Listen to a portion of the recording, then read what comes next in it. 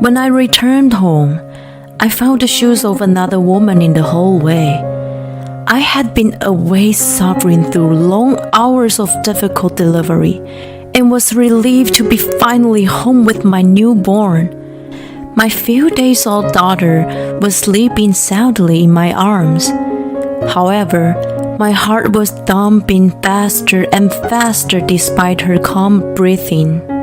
I quietly walked into the back of the house, trying not to make sound with my footsteps. It was probably the only relief that my daughter was asleep. When I got to the bedroom door, I heard my husband and a mysterious woman chatting happily. I was choked by the surge of shock, and my mind went blank. In the midst of it all, I managed to keep my sanity with the presence of a tiny new life in my arms. I felt sorry for putting her in the middle of such a painful situation and apologized to her in my head. I gently opened the door and looked through the narrow crack to see what was going on inside. There they were. Oh my God, it's her. My husband Jordan and I met at a volunteer group. My friend Christy invited me to go with her, and there he was. He was friendly and funny and talked to us frankly. Not only was he a good communicator, but he was also very active in volunteer activities. He was willing to take up projects that were said to be hard and stressful. He was admired by people around him, and of course, I was one of them. Because of his intended experience, he had no trouble getting the job he wanted. I followed his example and did my best in both volunteering and studying. As a result, I landed a job in the firm I wanted. While celebrating with Christy at a bar, we bumped into Jordan for the first time since he graduated. I was so excited to see the guy I had admired for the first time in a long while that I asked him out to a movie on the spot. He happily took up my offer, and we started going out from the day we had the first date. A year later, we were married. Christy was surprised at the speed, but I was confident that he would be the one for me. Although I had little experience with men, I felt strangely comfortable with him. It's delicious. You're the best cook. I saw this recipe on SNS and thought it looked good. I'm so lucky that you like cooking. It's nothing compared to your study. It's hard, isn't it? I nodded as I got the gumbo he prepared for me. I was in the middle of preparing for the difficult certification exam. Since we both had a job, we had divided the housework between him for the cooking and me for the cleaning, but I had been leaving the most to him. I was planning to get myself back to the chores after the exam was over. It must have been tiring to take care of the house while working, but he had taken up the extra without a grim look on his face. I was glad to have found a wonderful man. After that, I passed the exam with flying colors. He was happy for me, and I was able to earn more income with the certification. However, our relationship took an unexpected turn. One day, I felt strangely ill and left work early to go to the doctor. There, the doctor told me the unthinkable. I'm back. Hey, hon. As soon as I heard Jordan's voice, I rushed to the front door. He cocked his head to the side as he took off his jacket. What's up? You're in a good mood. Of course. We are having a baby. The reason for my poor health was pregnancy. When the doctor told me, I was surprised, but also overjoyed. Having kids was always on my mind. I was earning more money than ever, so there was no financial strain. I I expect Jordan to be ecstatic to hear the news, but his face turned grave. Congratulations. He walked into the living room, leaving me stunned and disappointed. I told myself that men were like that. As the time went by, feelings of discomfort grew thicker and thicker. I worked until the last minute even though my health was poor. My colleagues told me not to push myself too hard, but I wanted to work as hard as I could. I loved my job that much. Jordan was also in the midst of his busy season, and we both neglected housework. The madness had reached the limit, so I suggested we hire a housekeeper. He then lashed out. Don't waste our money. Why don't you quit your job and do the housework? I couldn't believe my ears at his unexpected reply. From that day on, he stopped doing any chores out of spite. I honestly didn't understand what was going on with him, but I also didn't have the time or energy to discuss it with him. I didn't want to make things worse by saying unnecessary things. If that was the case, I told myself to do the best. I started to take care of the house in parallel with my work. I was sure that he would return to his sweet ways after the birth. One weekend, while pushing my exhausted body to vacuum, I saw something wedged in the sofa. It was Jordan's phone. I picked it up and was about to put it on the table when I heard a yell behind me. I turned around in surprise and saw Jordan glaring at me hard. Don't look at my things! So naughty! I'm sorry, I was just moving it. Whatever, just give it back to me. He snatched the phone away from my hand so viciously that I fell to the floor. He sighed in frustration. Don't be the drama queen just because you're pregnant. My mom said that she worked hard while she was pregnant with me. You're so spoiled. His words felt like a slap on my face, and my mind went blank. Did he really need to say that much?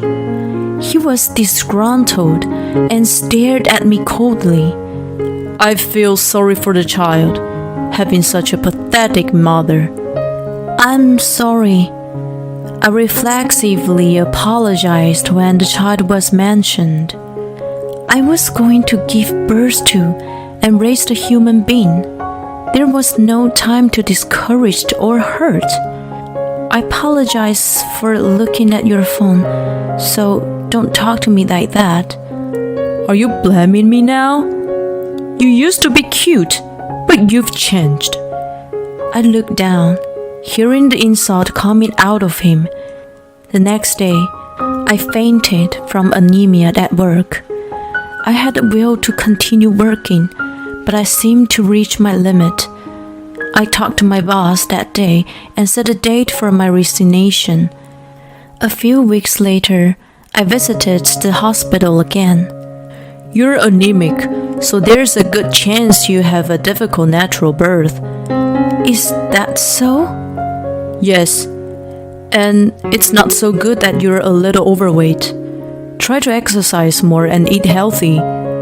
I had countless ideas of what was being said. Jordan's food was tasty, but it was often oily and heavy with high in fat and sugar, the kind of food that so-called men enjoyed. I normally got them all, justifying as storing stamina for busy work. After I became pregnant and started cooking for myself, I thought I had kept the amount in moderation, but it was still not enough. Jordan also looked at me with disdain when he saw me. I wonder if the change in his attitude was also due to my weight gain. We hardly spoke to each other anymore, and our relationship had grown cold. Although I wanted to improve the situation, I had no idea what to do. A few days later, I woke up to find Jordan asleep on the sofa. I could smell the faint odor of alcohol. which made me assume he had come home early in the morning. As I wondered if he had taken out his clients, I covered him with a blanket and noticed something slip out of his pocket. It was a card for a motel known for people to conduct shady business in. Looking at the black card, which gave off an air of unnecessary sophistication, I instantly felt the blood rush to my head. "Wake up!" "What the? Leave me alone!" "Leave you alone? What the heck is this? I'm getting a divorce." His eyes swarmed as I held the card out in front of him. That was the best proof of all. As if the floodgate was opened, my accumulated dissatisfaction poured out of my mouth. Once it started, I couldn't stop it, and the words just flooded out. Tears began to stream down my face, and I felt sorry for myself. I couldn't help but cry out for my brother. We were tight-knit, and he was always there for me whenever I was in need. It was a remnant of my childhood. I still called out to him when my emotions were running high. I knew I had to stop doing that, but when I was in panic, my mouth moved before I could think. I expected Jordan to laugh at me, but his face turned pale to my surprise. "I'm sorry. It's my fault. I apologize for everything I've done, and I'll start doing the housework. Please don't mention divorce. It's going to cause trouble for your brother, so please." He got down on his knees and apologized right then and there. Although I was stunned by the sudden turn of events, looking at the top of his head made me angry again. I called a divorce lawyer anyway afterward, and the day ended there. A few months later, I was in the cab headed for the hospital. Contractions started in the morning, so I ran some errands first and headed straight there. Although I had been taking care to improve my health since the doctor's warning, I was going to end up in the hospital for a bit longer. I sent a message to Jordan, asking him to take care of the house and lean back against the seat. Since that day, he had done his best to take care of the house as he promised and had made my life a lot more comfortable. I was well aware that it wasn't because he cared about me. I knew that, so I didn't even ask him to be at the delivery. I was going to give birth alone and raise the child by myself. I was determined to do so and pat my stomach. After the birth and rest, I returned home. My daughter was sleeping comfortably in my arms. When I went inside, I found, as I had expected, the shoes of another woman. I felt sorry to putting her in the middle of such a painful situation and apologized to her in my head. Then I went straight to the bedroom and found Jordan and Christy lying naked on the bed. They both froze for a moment, then started freaking out. "Oh no, this isn't what you think!" "Honey, listen to me!"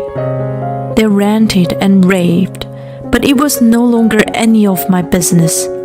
"I'll contact you about the alimony and child support later through my lawyer. In the meantime, can you two strangers get out of my house? This is my house." "Strangers?" "Yes, strangers. Come on." "What are you talking about? This is my house too, and I'm not leaving. Anyway, I know you had an affair. If it's not my kid, then there's no reason for me to pay child support." Jordan puffed out his nostrils. Christy, who was a nurse, told him that the gestation period was 40 weeks, so mine was off. He counted backward from my due date and realized that I got pregnant on the day he went on his business trip. That meant that my daughter must have been another man's and not his. He was proud of himself after he said it all, but Christy was looking down in silence. That was not surprising. He was making a big mistake. Seriously? You need to take up proper sex education. Christy, you're a nurse. Please, teach him the right stuff. After seeing her tremble in fear, I turned to Jordan. I explained that the due date was not from the day of implantation, but calculated from the first date of the mother's last menstrual period. I also added that it was hardly ever right on time.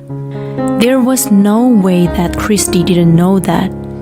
In other words, she knew and gave him the misinformation, probably to discredit me. Were you trying to get us divorced by blaming me and try to get a share of the property? No way! If you could get a scoop on a popular tax consultant having an affair and getting a divorce, you might have been able to get a lot of money, right? I became a licensed tax accountant while working and then turned my career into writing. I had been writing easy-to-understand articles about finances, and my name was slowly gaining recognition in the industry. I even received an offer to publish the book. Jordan must have noticed that I was making more money than him and was probably planning to take advantage of that. He finally realized the situation he was in. Anyway, we're still married. Oh, about that. I've already served you with divorce papers. What? His stupid face almost cracked me up, but I managed to hold it together. The day I went into labor, I stopped my lawyer's office before going to the hospital. I had already hired a professional to find out the other woman and collect evidence of the affair. The dashcam recorded their candid conversations such as, "How stupid is she not realizing about us? Too bad to divorce, she's loaded now." I found out that he was also spending our savings on her. Get it? My brother bought his house, and it's in my name. You strangers who got nothing to do with it are not allowed to stay here. If you don't start moving, I will call my lawyers and the police. I threw their belongings out the window as I declared. The two finally understood the gravity of the situation and began to get dressed. I shouted at them as they walked out with their tail between their legs. I won't go easy on the alimony. A few months later, "Hey, you're on the TV again. This isn't a muscle training show. I'm a muscle lawyer, you know. Look, Vicky, my biceps." Don't teach her weird things. My daughter, Victoria, and I are living near my parents now. My brother comes over almost every day, and he's always so smitten with Vicky. I bet his client would be shocked to see the talented lawyer sought after on TV melts at the sight of my niece. After that, my brother sent legal documents with a DNA certificates to Jordan's parents. It was proof that Vicky was his legitimate daughter. He also sent a statement of alimony and child support, as well as the reimbursements for the use of the savings. Jordan knew that my brother could easily do something like this, so he simply apologized when I mentioned divorce that day. Although he and Christy resented my brother and left slanderous comments on his SNS and blog, they were immediately sued for defamation. Furthermore, a group of people active on the internet called the Identification Team pinned them down right away. I am not as famous as my brother, but I am recently become known to the public. A popular blogger and the easy-to-understand tax consultant, Sky's ex-husband is a criminal. When I saw the article title, I almost fell over. Christy was also identified in the article, and the image of them she had uploaded to her SNS in the past was revealed. She received bashings and has now quit her job as a nurse. The article prompted my fellow members to the volunteer group to contact me. They say that Jordan had a bad reputation since he was a student. Although he was good to his juniors, he pushed troublesome jobs to his peers. He also always took the initiative in doing the most prominent jobs. The company he wanted to work for was putting a lot of effort into volunteer work, so he only volunteered to score points to get hired. The only reason he was kind to me was because he was a womanizer. He had a tendency to easily get involved with a woman. He is now lining up for a soup kitchen organized by a volunteer group. I hear there's a woman next to him, so it must be Christy. Seriously, I had no sense in choosing a guy. If you're going to get married again, get a guy like me, sis, says a never married single guy. Vicky is beaming happily in his arms. The future I'm going to share with this girl has just begun.